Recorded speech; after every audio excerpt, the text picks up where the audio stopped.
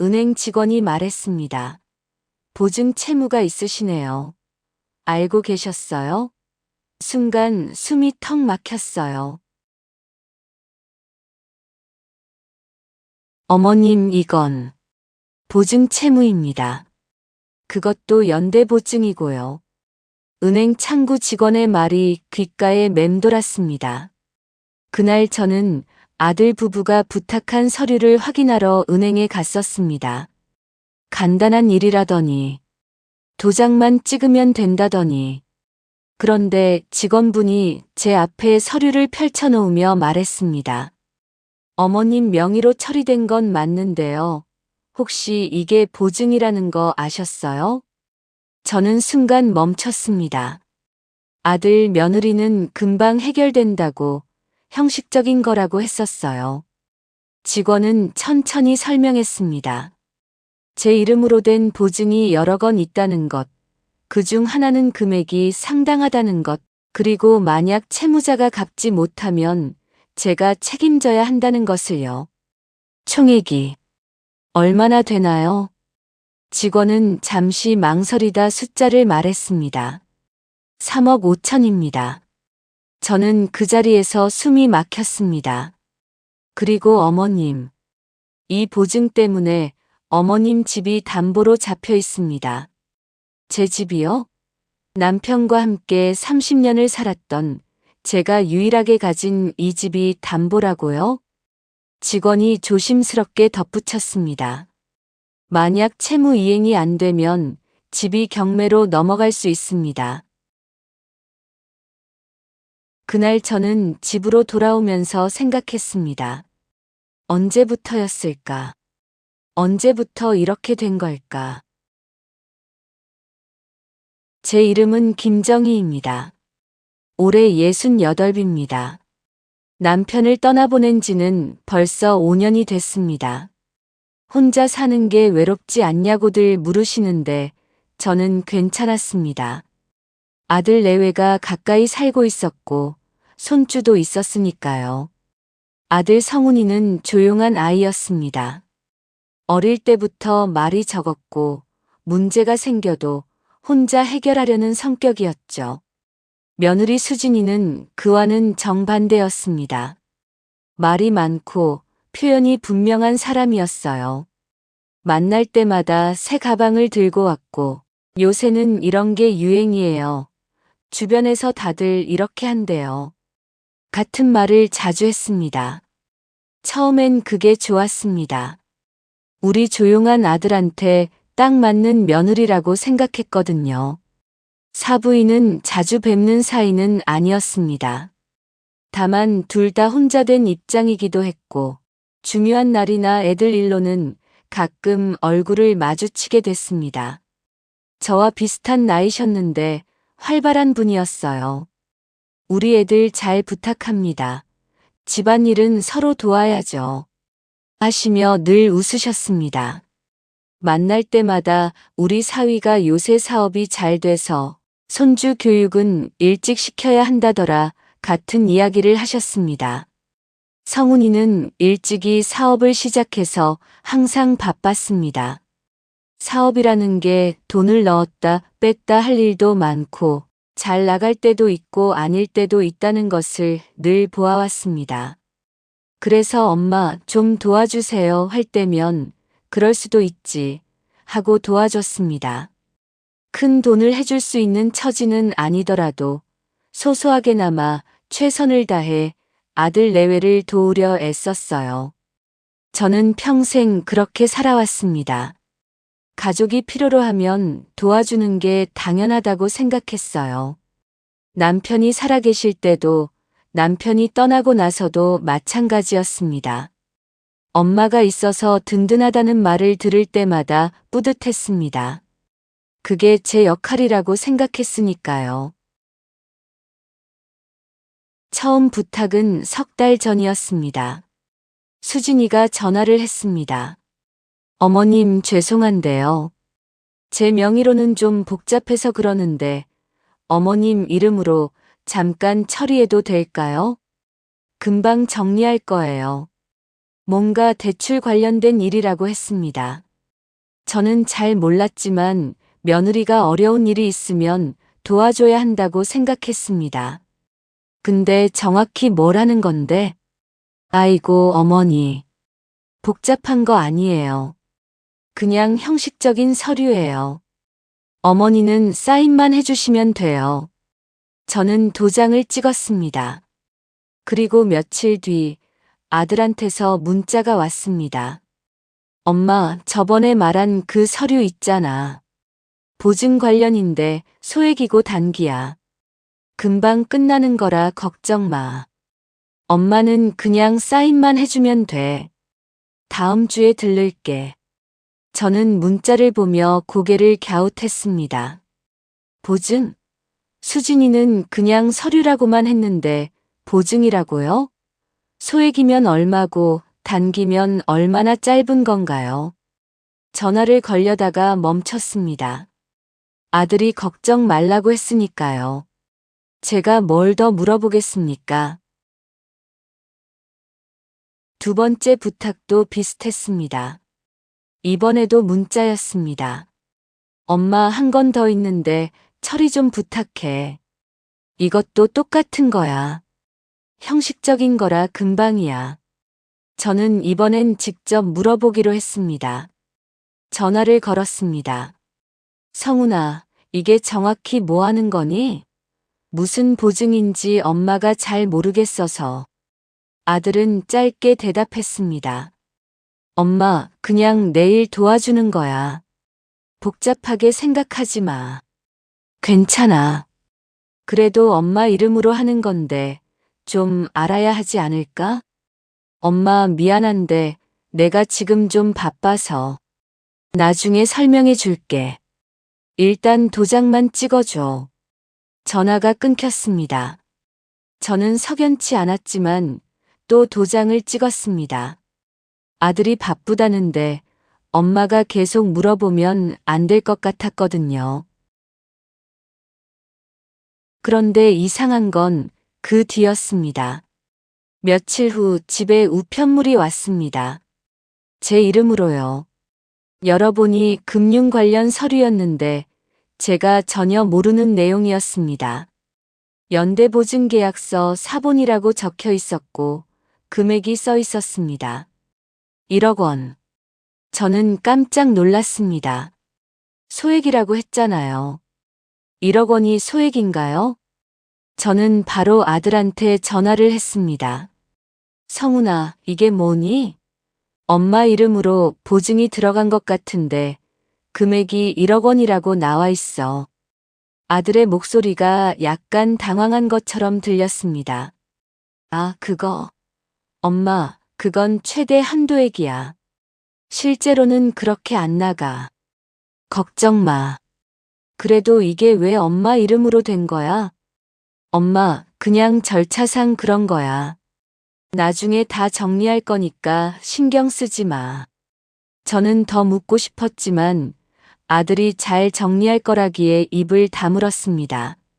하지만 그날 밤 저는 잠을 이루지 못했습니다. 아들의 문자가 자꾸 떠올랐습니다. 소액이고 단기야. 그런데 서류에는 1억 원이라고 써 있었습니다. 이게 맞는 건가요? 다음 날 아침 저는 결심했습니다. 직접 은행에 가서 확인해 보기로요. 은행에 가려고 준비하는데 며느리한테서 전화가 왔습니다. 어머님, 지금 뭐 하세요? 응, 은행 좀 가려고. 은행이요? 무슨 일이세요? 아니, 그냥. 저번에 처리한 서류 때문에 확인 좀 하려고. 수진이의 목소리가 조금 날카로워졌습니다. 어머님, 그거 저희가 다 처리한 건데 뭘 확인하시려고요? 괜히 은행 가셨다가 복잡해지면 어떡해요. 그래도 내 이름으로 하는 거니까 좀 알고 싶어서 그래. 아이고, 어머님.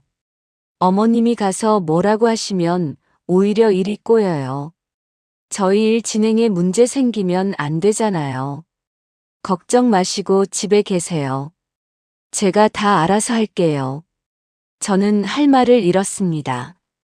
제 일인데 제가 확인하는 게 일을 꼬이게 한다고요? 수진아, 그래도. 어머님, 저희를 못 믿으세요? 저희가 어머님께 나쁜 짓을 하겠어요? 가족끼리 이렇게까지 해야 돼요? 그 말에 저는 입을 다물었습니다. 가족을 못 믿는 사람처럼 느껴졌거든요. 결국 그날 은행에 가지 못했습니다. 그런 일들이 반복됐습니다. 저는 점점 이상함을 느꼈지만 입 밖으로 내지 못했습니다. 며느리는 전화할 때마다 이렇게 말했습니다. 어머님, 이거 진짜 간단한 건데요. 다른 분들도 다 이렇게 하세요. 어머님이니까 믿고 부탁드리는 거예요. 어머님이니까. 그 말이 자꾸 걸렸습니다. 어머님이니까 도와줘야 한다는 건지, 어머님이니까 의심하지 말라는 건지, 저는 헷갈렸습니다. 어느 날 저는 수진이한테 물었습니다. 수진아, 그런데 이게 정확히 뭐 하는 거니? 엄마가 이해를 해야 도장을 찍든 말든 하지. 수진이는 웃으며 말했습니다. 아이고, 어머님. 어렵게 생각하지 마세요. 그냥 형식적인 거예요. 어머님께서 신경 안 쓰셔도 괜찮아요. 저희가 다 알아서 할 테니까. 저는 그 말에 기분이 이상해졌습니다. 신경 안 써도 괜찮다는 게 무슨 뜻일까요? 제가 물어보는데 설명은 안 하고 그냥 믿으라는 건가요? 며칠 후 또 서류가 왔습니다. 이번엔 좀 두꺼운 봉투였습니다.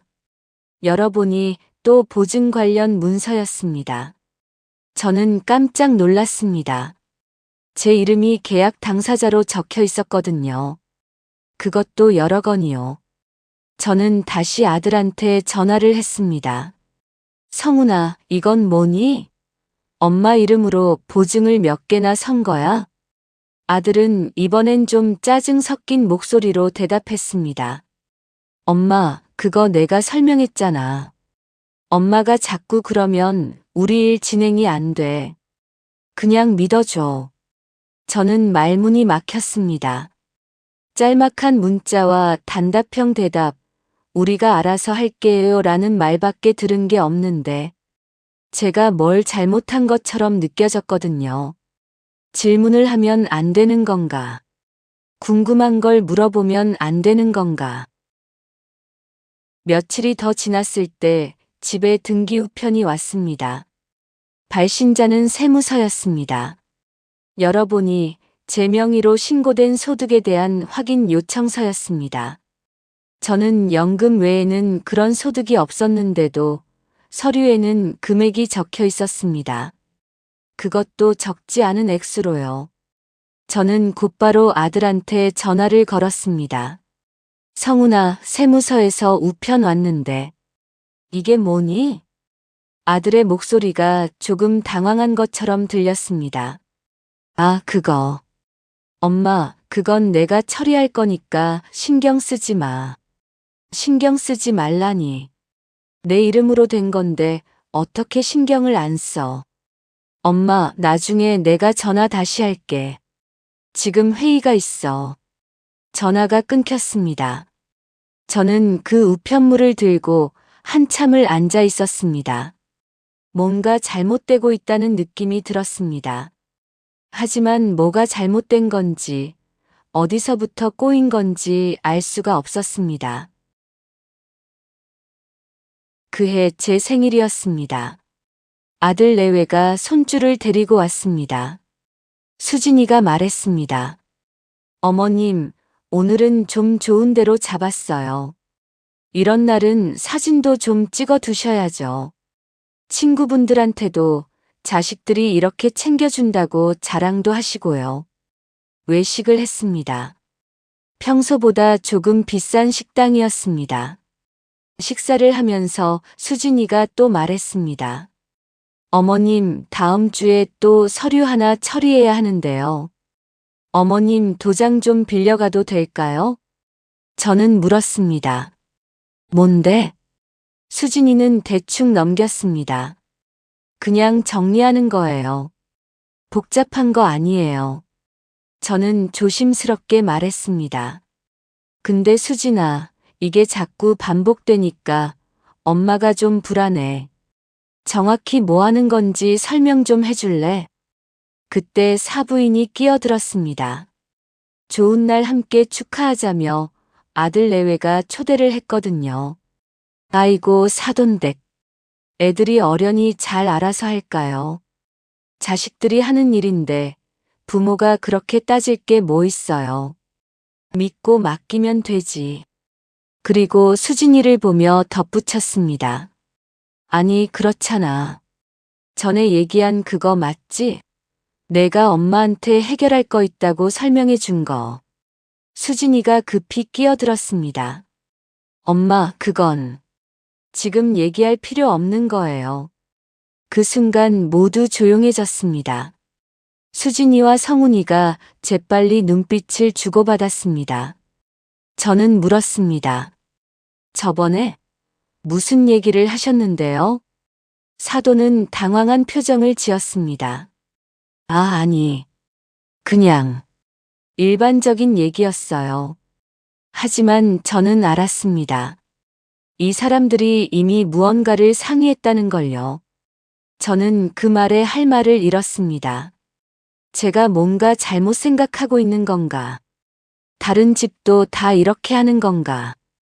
밤에 혼자 누워서 생각했습니다. 내가 예민한 건가? 자식들을 못 믿는 건가? 그런데 아무리 생각해도 이상했습니다. 왜 나한테는 제대로 설명을 안 해주는 걸까? 왜 질문하면 불편해할까? 그 무렵이었습니다. 집으로 우편 하나가 도착했습니다. 두꺼운 봉투였고 겉봉에는 은행 이름이 찍혀 있었습니다. 처음엔 대수롭지 않게 생각했습니다.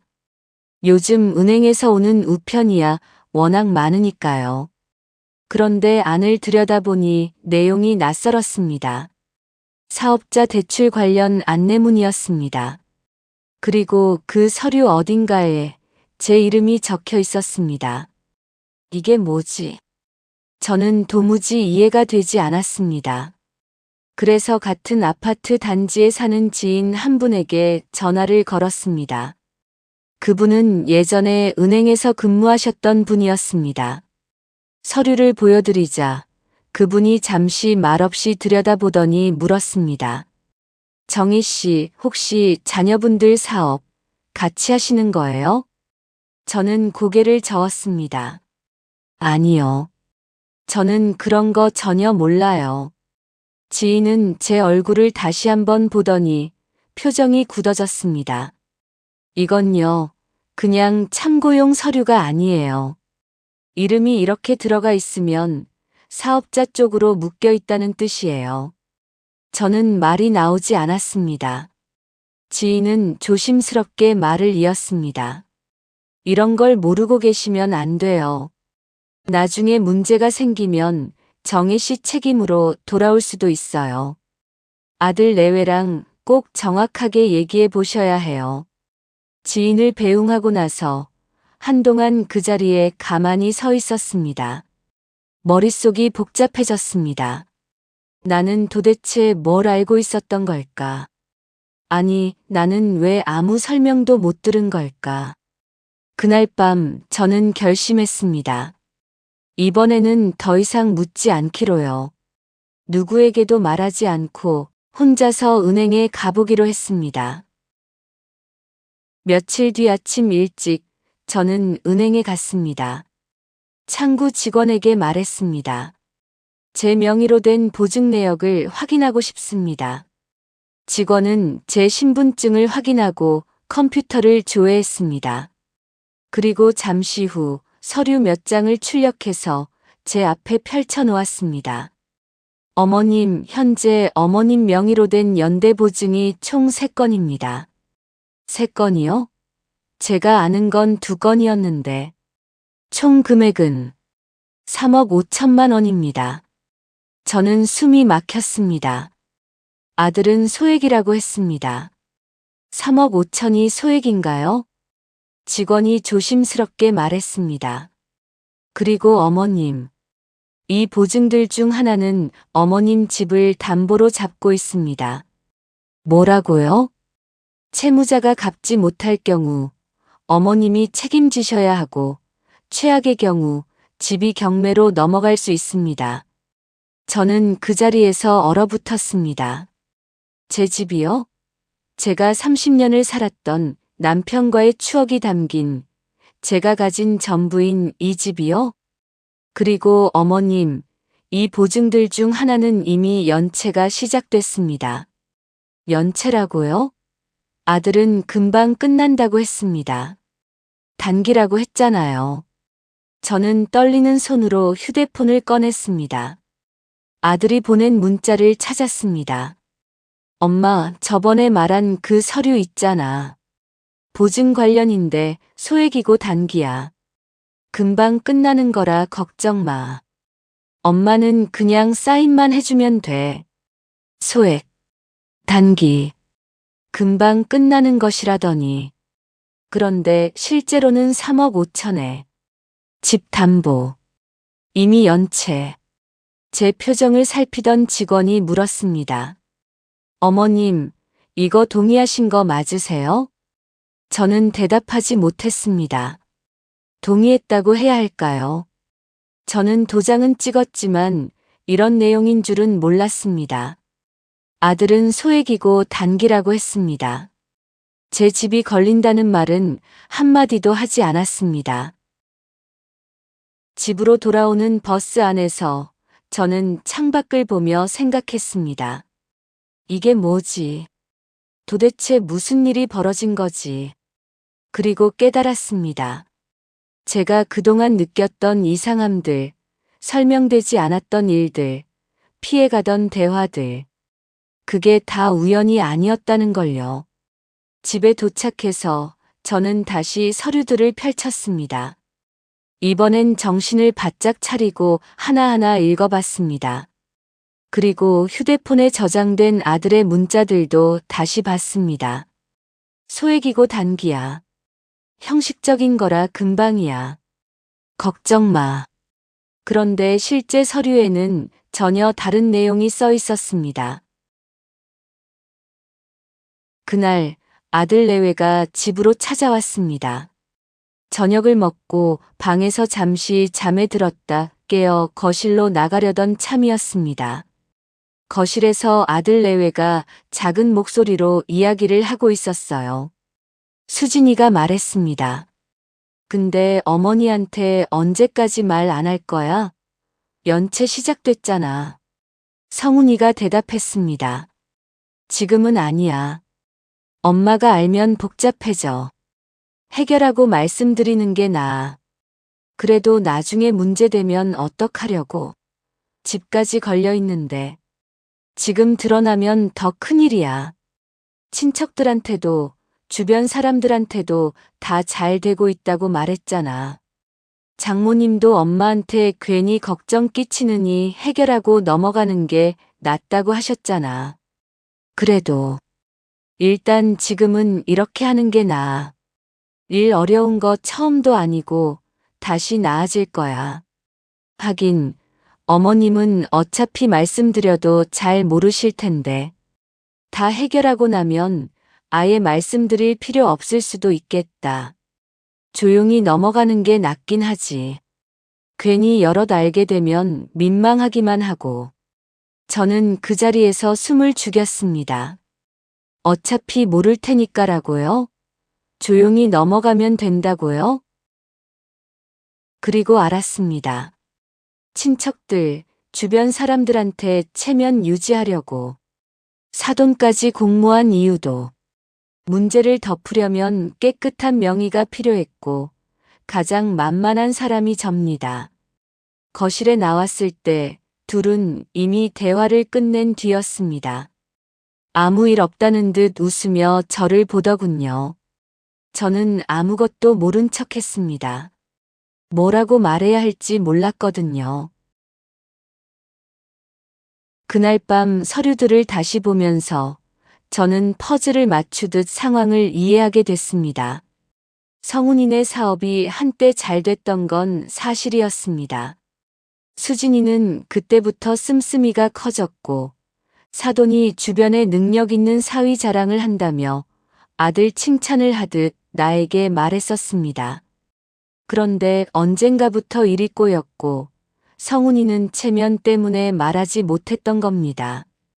돌려막으면서 버티다가 더 이상 자기 명의로는 안 되니까 저를 찾아온 거였죠. 며느리는 생활 수준을 낮출 수 없었을 테고 사돈은 사위가 돈 잘 번다고 말해놨으니 망신당할 수 없었을 겁니다. 셋 다 각자의 이유로 합리화했겠죠. 엄마니까 도와줄 거야. 빨리 해결하고 나중에 알려주면 돼. 사돈 걱정시키는 것보다 낫지. 그렇게 저는 가장 쉬운 해결책이 됐던 겁니다. 그날 밤 저는 깨달았습니다. 이 집에서 문제를 떠안는 역할은 이미 정해져 있었다는 걸요.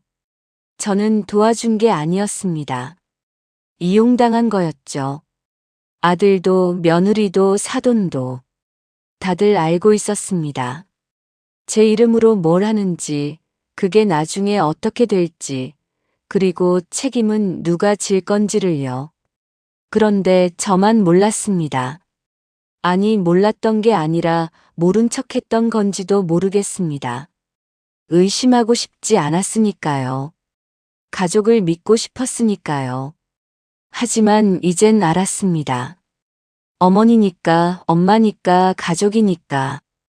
그 말들이 다 무슨 뜻이었는지요. 제가 질문하지 않을 거라는 믿음. 제가 참을 거라는 확신. 제가 끝까지 책임질 거라는 기대. 그게 바로 제 역할이었던 겁니다. 저는 침대에 누워 휴대폰을 다시 꺼냈습니다. 아들의 문자를 봤습니다. 소액이고 단기야. 금방 끝나는 거라 걱정 마.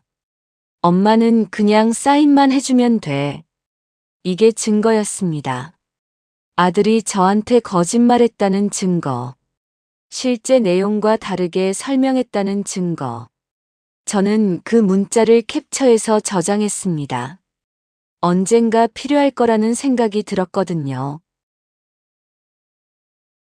다음 날부터 저는 달라졌습니다. 며느리가 전화를 했습니다. 어머님, 다음 주에 서류 하나 더 처리해야 하는데요. 저는 차분하게 대답했습니다. 수진아, 그건 내가 직접 하렴. 네? 아니, 이건 어머님 명의가 필요해서요. 그러면 내가 직접 가서 확인하고 처리할게. 수진이는 당황했습니다. 어머님이 뭘 확인하실 건데요? 저희가 다 알아서 하는 게 편하잖아요. 저는 말했습니다. 그래도 내 이름이면 내가 알아야지. 어머님, 괜히 일 키우지 마세요. 저희 일 다 틀어져요. 일이 틀어진다는 게 무슨 뜻이니? 혹시 내가 알면 안 되는 일이라도 있니? 수진이는 잠시 말이 없었습니다. 저는 계속 말했습니다. 이제부터는 내 명의로 하는 건 다 내가 직접 확인하고 결정할 거야. 그게 싫으면 너희 명의로 하렴. 전화를 끊고 나서 저는 처음으로 마음이 가벼워지는 걸 느꼈습니다. 아들이 집에 왔습니다. 저한테 뭔가 부탁하려고요. 그런데 제 표정을 보더니 멈칫했습니다. 엄마, 무슨 일 있어? 저는 조용히 말했습니다. 성훈아, 엄마한테 숨긴 거 있지? 아들은 피했습니다. 무슨 소리야? 뭘 숨겨? 은행에 다녀왔다. 그 말에 아들의 얼굴이 굳었습니다. 자꾸 이상한 서류들이 집으로 오는데 너네는 설명도 안 해주고. 그래서 갔어. 그런데 은행에서 확인해 보니까 내가 3억 5천에 보증을 섰더라. 그리고 우리 집이 담보로 잡혀 있고. 이게 별거 아니고 형식적인 거니? 아들이 당황했습니다. 엄마, 그건. 그리고 이미 연체가 시작됐다던데? 금방 끝난다고 하지 않았니? 엄마, 그게 상황이 좀 복잡해서. 저는 끊었습니다. 아무리 복잡해도 이렇게 일을 벌일 거면 설명을 했어야지. 근데 너는 아예 거짓말을 했어. 아들이 말을 못했습니다. 저는 말했습니다. 이제부터 내 명의로 된 것들, 엄마가 직접 정리할 거야. 그날부터 저는 하나씩 정리하기 시작했습니다. 제 명의로 된 것들을 확인했습니다. 은행, 계약서, 서류. 하나하나 찾아가서 물어봤습니다. 이게 뭡니까? 제가 이걸 언제 했습니까? 변호사 상담도 받았습니다. 제 상황을 설명하고 어떻게 해야 하는지 물었습니다. 변호사는 아들이 보낸 문자를 보더니 말했습니다. 이게 중요한 증거입니다. 실제 계약 내용과 설명이 다르다는 걸 보여주니까요. 저는 고개를 끄덕였습니다. 어떤 보증은 취소할 수 있었습니다. 어떤 건 이미 늦었습니다. 그래도 저는 멈추지 않았습니다. 제가 할 수 있는 건 다 했습니다. 며느리가 전화를 했습니다. 화가 난 목소리였습니다. 어머님, 왜 그러세요? 은행에서 연락 왔는데 어머님이 취소하셨다고요? 저는 침착하게 말했습니다. 내 이름이니까 내가 취소했어. 그러시면 저희 계획이 다 틀어져요. 그건 너희 문제야. 애초에 내 동의 없이 진행한 거잖아. 동의가 없다뇨? 어머님께서 도장 찍으셨잖아요. 도장은 찍었지. 하지만 너희는 엄마한테 거짓말했어. 소액이라고 했지? 단기라고 했지? 그런데 실제로는 수억 원에 우리 집까지 걸려 있더라. 수진이는 할 말을 잃은 듯 잠시 침묵했습니다. 그리고 다시 말했습니다. 어머님, 저희가 어머님 명에 쓴 건 어머님을 위해서였어요. 세금도 줄이고 편하게 하려고. 저는 말을 끊었습니다. 편하긴 뭐가 편하니. 나도 모르는 소득이 내 이름으로 잡혀 있더라. 변호사가 그러더라. 이대로 두면 내가 세금을 더 낼 수도 있다고. 며느리는 무언가 더 말하려 했지만 그냥 전화를 끊어버렸습니다. 며칠 뒤 아들 내외가 함께 왔습니다. 사부인까지 데리고요. 거실에 앉아서 셋이 번갈아 가며 말했습니다. 며느리가 먼저 입을 열었습니다. 어머님, 저희가 잘못한 게 있으면 말씀하세요. 저는 조용히 말했습니다. 잘못? 거짓말한 거, 내 명에 함부로 쓴 거, 우리 집 담보로 잡은 거, 그리고 이 모든 걸 나에게 제대로 알리지 않은 거. 이게 잘못이 아니니? 사부인이 거들었습니다. 사돈댁, 그렇다고 애들 일을 이렇게 틀어지게 하면 안 되죠. 가족끼리. 저는 사돈을 똑바로 봤습니다. 저번에 아이들한테 설명 들었다고 하셨죠? 무슨 얘기 하셨는지 이제 알 것 같아요. 처음부터 다 알고 계셨던 거죠? 사돈은 당황해했습니다. 저는 아들을 봤습니다. 성훈이는 제 눈을 피했습니다. 성훈아, 너는 할 말 없니? 아들은 잠시 망설이다가 말했습니다. 엄마, 일단 수진이 말도 좀 들어봐. 그 순간 저는 알았습니다. 이 아이는 제 편이 아니라는 걸요. 저는 휴대폰을 꺼내서 아들의 문자 캡처 화면을 보여줬습니다. 이게 뭐니? 소액이고 단기라고 내가 썼어. 그런데 실제로는 수억에 우리 집까지 걸려 있고 이미 연체까지 됐더라. 이게 엄마를 위한 거였니? 셋 다 말이 없었습니다. 저는 차분하게 말했습니다. 나는 변한 게 아니야. 그냥 내 자리를 찾은 거지. 무슨 소리야, 엄마. 너희는 내가 계속 그 자리에 있어 주길 바랐겠지. 물어보지 않고 의심하지 않고 그냥 시키는 대로 하는 엄마. 그런데 이제는 안 돼. 수진이가 반박했습니다. 어머님, 저희가 언제 어머님을 그렇게 생각했어요. 저희는 어머님을 믿고. 저는 말을 끊었습니다. 믿는 거랑 이용하는 건 달라. 믿었으면 진실을 말했어야지. 거실이 조용해졌습니다. 저는 아들을 봤습니다. 성훈아, 너희가 왜 그랬는지는 안다. 급했겠지. 체면도 있었겠지. 하지만 그게 엄마를 속이고 집까지 거는 이유가 되니? 아들이 고개를 숙였습니다. 여기서 내가 또 도와주면 너희는 또 똑같이 할 거야. 엄마는 다 이해할 거라고 믿으면서 그게 내 인생에 좋은 거라고 생각하니? 엄마, 이게 복수가 아니야. 너희를 더 깊은 구덩이로 밀어넣지 않으려고 멈추는 거야.